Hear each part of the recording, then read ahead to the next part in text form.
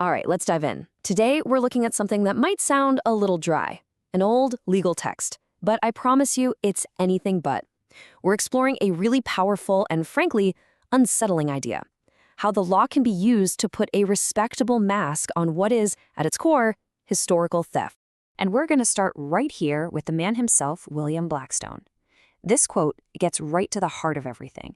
He knew that property isn't just a bunch of rules on paper. No, it's something people feel, something they get attached to. And he understood that if you can control the definition of property, you can defend it with the full, unquestionable power of the law. So what's the historical context here? What problem was Blackstone actually solving?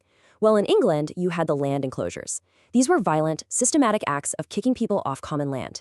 But here's the thing about theft. If you want it to last, if you want it to become permanent, brute force isn't enough. You need a story. You need a legal justification that transforms that raw seizure into something that sounds like sacred tradition. Now, this is absolutely key. Blackstone wasn't some radical thinker making up new laws. That's not where his genius was. His real talent was as a compiler, a master organizer. He waded into the chaotic, bloody history of English common law, and he tidied it up. He polished it, organized it, and presented it as this beautiful, logical, almost God-given system.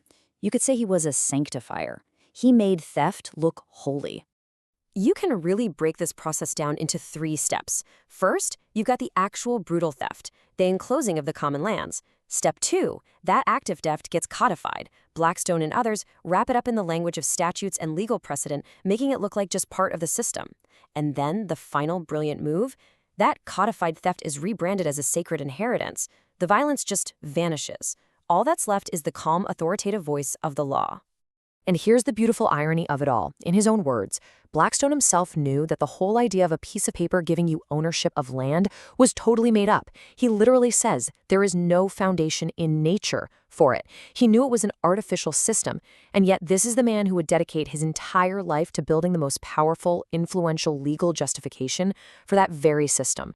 So how did he do it? How do you take these abstract ideas about ownership and turn them into cold, hard, unchallengeable legal code? Well, this is where the mask really gets forged. You know, the philosophical ideas were already floating around thanks to guys like John Locke.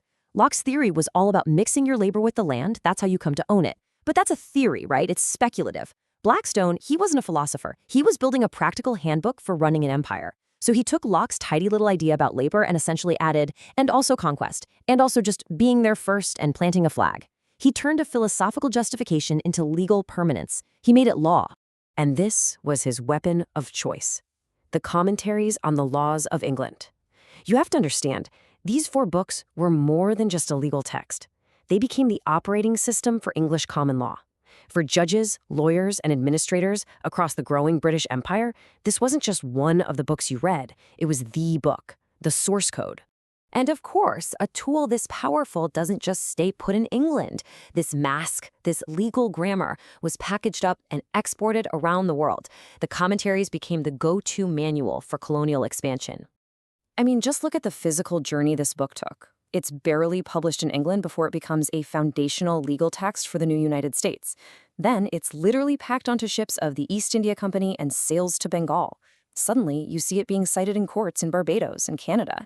And by the 19th century, it's the legal playbook used to justify settler sovereignty from South Africa all the way to Australia.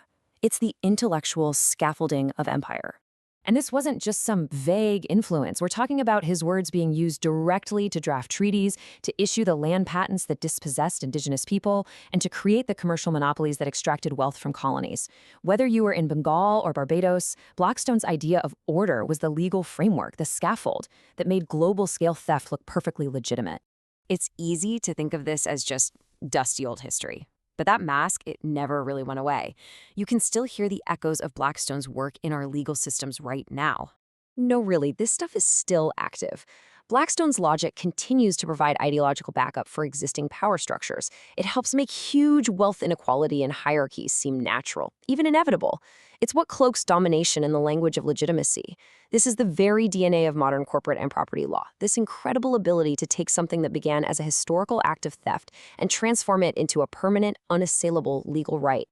So I want to leave you with a question. We've seen how Blackstone's incredibly elegant legal writing put a respectable mask on historical theft. The real question for us then is this: What masks does our own legal system wear today? What forms of violence or dispossession are being hidden in plain sight, disguised as the natural, inevitable order of things?